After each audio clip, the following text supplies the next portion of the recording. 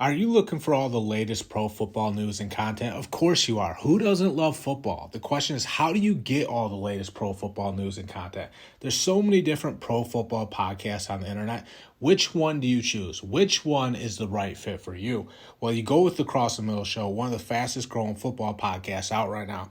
Over the past year, we've climbed the Spotify rankings and become a show you have to listen to if you're a football fan. Find out if the Ravens will go all the way with Odell Beckham Jr. Find out if the Eagles did enough to make it back to the Super Bowl. You'll get all of our best stories for just $1 per month. All you have to do is sign up by clicking the link in the episode description box. So I'm John Kuzma, and this is the Cross the Middle Show, the place for all your latest pro football news and action. We have another show for you today. We're going to talk about the Dalvin Cook story. We're also going to talk about Laremy Tunsil. Let's start with Dalvin Cook. Dalvin Cook has rejected the Dolphins offer sheet. Now, we all know Dalvin Cook wanted to play for the Dolphins. He made that public by making statements to the media that he wants to be a Dolphin. Well, now Dalvin Cook has rejected the Dolphins offer, and people might be wondering why. Well, connect the dots on this one. If Dalvin Cook rejected the Dolphins offer, that means the Dolphins made a low ball offer to Dalvin Cook. They tried to go cheap, and they tried to get him for a bargain. Well, Dalvin Cook is not having any of that. He wants to be paid for his services, and he wants to be paid handsomely. He wants to be paid up around the $10 million mark. He still thinks he's one of the best running backs in the league. He's been very, very productive, so he's hoping to land a big deal. He said he's not going to take a cheap deal in free agency, despite the fact that he was let go by the Vikings. So that's where we're at. The Dolphins are trying to go cheap and get Dalvin Cook, but he's not going to give them a hometown discount. You know, he's from the Miami area. Doesn't matter. He does want to be a Dolphin, but the price has to be right. They're not going to give him the deal that he wants. So Dalvin Cook is probably going to walk on the Dolphins over money, which I think is foolish for the Dolphins. I think the Dolphins had to pay Dalvin Cook whatever he wants, because if they don't pay him, guess who's going to pay him? One of the Dolphins' AFC East rivals, because the Jets want him, the Patriots want him. So if Dalvin Cook doesn't sign with the Dolphins, he's probably going to sign with the Jets. He's probably going to sign with the Patriots, one of those two teams. It's funny because the three teams that want him are all in the AFC East, the Dolphins, Jets, and Patriots. So if the Dolphins go cheap and they lose out on Dalvin Cook, guess what? If he goes to the Jets, that might be the piece that helps the Jets surpass the Dolphins. It honestly could happen because Dalvin Cook can swing a lot of power in this division, because in the NFL, you have to bring in as much talent as you possibly can. We all know Dalvin Cook is supremely talented. The guy can flat out play. You don't want to lose him to the Jets or the Patriots if you're the Dolphins. I can tell you that, because it's going to hurt their team and it's going to help one of their rivals.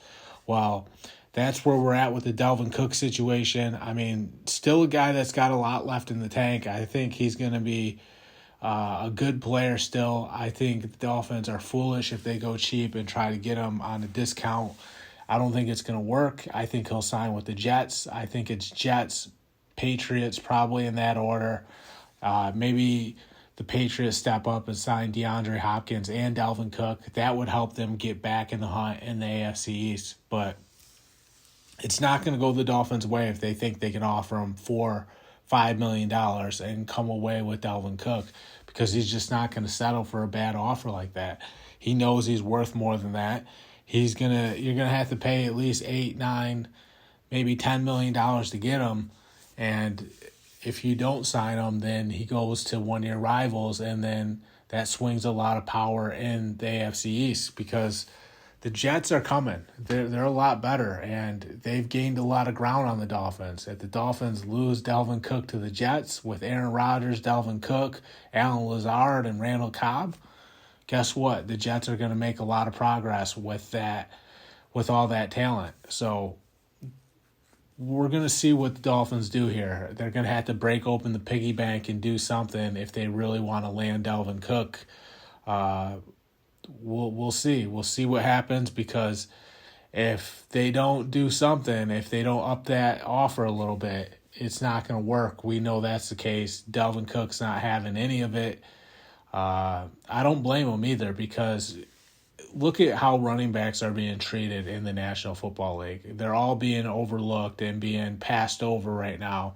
So you got to get your money while you can get your money, because in 3 years, Dalvin Cook might not be able to get $8, $9, $10 million. He might only be getting $2, $3 million. So why would he take a small offer right now and miss out on that money when this is his chance to cash in? You know, he's a free agent. He's still got a lot of value. Teams are still interested in him. We all saw what happened to Todd Gurley and Le'Veon Bell. Dalvin Cook can't risk taking a $4 or $5 million offer right now. He's got to get $8 million and up, or the best offer he can get, because you got to get it while the getting's good, especially if you're a running back right now, because that big contract might not be in the future. He might not ever have a chance at this big of a payday again. So it doesn't matter if the Dolphins are his hometown team or not. He can't go cheap right now. He's got to get the best offer he can, and if the Patriots or the Jets can offer a better offer for him, then guess what? He'll be a Jet or a Patriot, and it will come at the Dolphins' expense. The other story we have is the Laremy Tunsil story. So Laremy Tunsil loves what DeMeco Ryans is bringing to the Texans. Remember, DeMeco Ryans played for the Texans when he was a player. He was an outside linebacker. Then he was a defensive coordinator for the San Francisco 49ers. He did a great job with the 49ers this past year. That defense was lights out. DeMeco Ryans had everybody in the right spots, playing at a high level. They were motivated.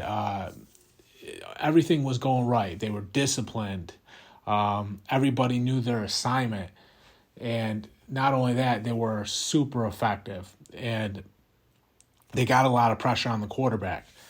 So he goes from the 49ers to the Texans, goes back home to the Texans, the place where he played for. That's why I said go back home. You know, he was a Texan as a player, as an outside linebacker, spent all that time there. So he went back to the Texans. Now he's the head coach.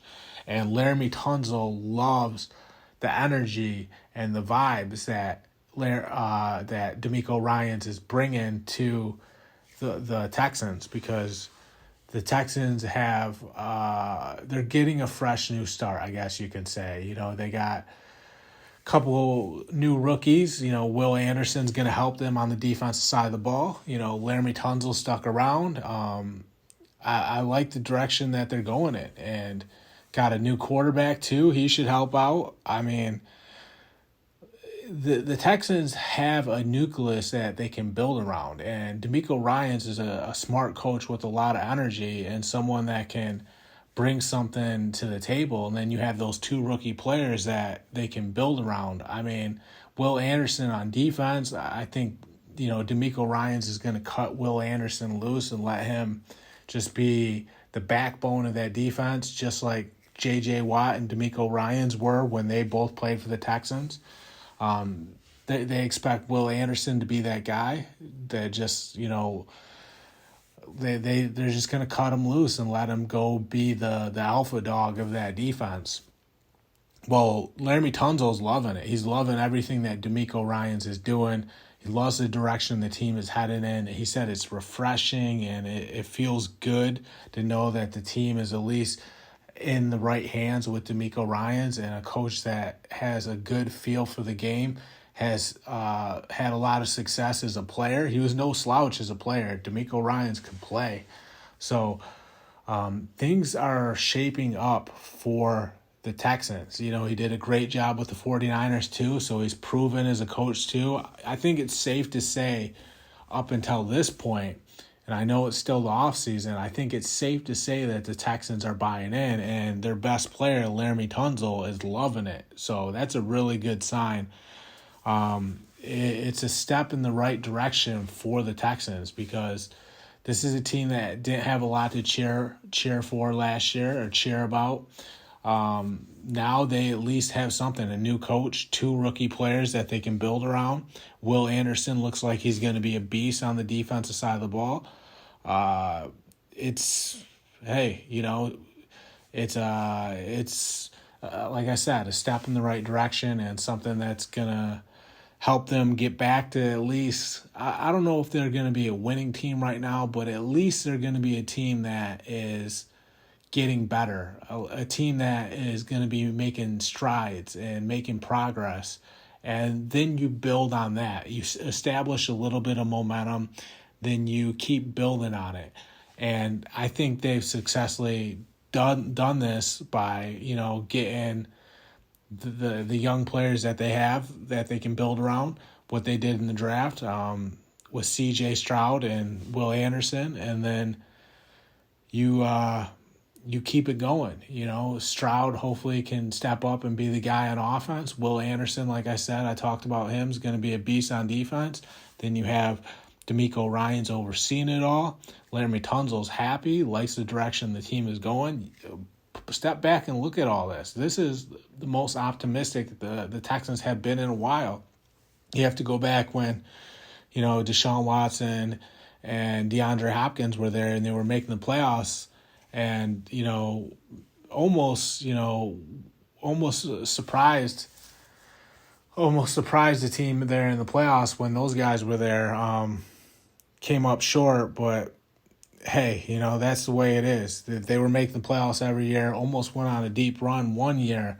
It didn't work out for them, but that's the way it goes sometimes. And, you fast forward to now, D'Amico Ryans has a feel for the team. He's got a couple young guys to build around.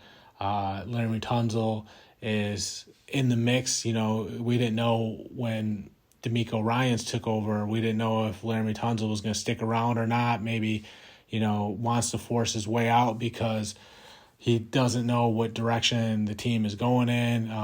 You don't know. You never know if a veteran player wants to stick around when it's a bad team that is, getting a new coach, and you never know if he wants to be there for a rebuild. Well, it's the complete opposite. Laremy Tunsil is loving the direction the team's going in. He likes what they're doing. So that's a really, really good sign, heading into the season that, the people in that locker room have D'Amico Ryans back. They like C.J. Stroud. They like Will Anderson.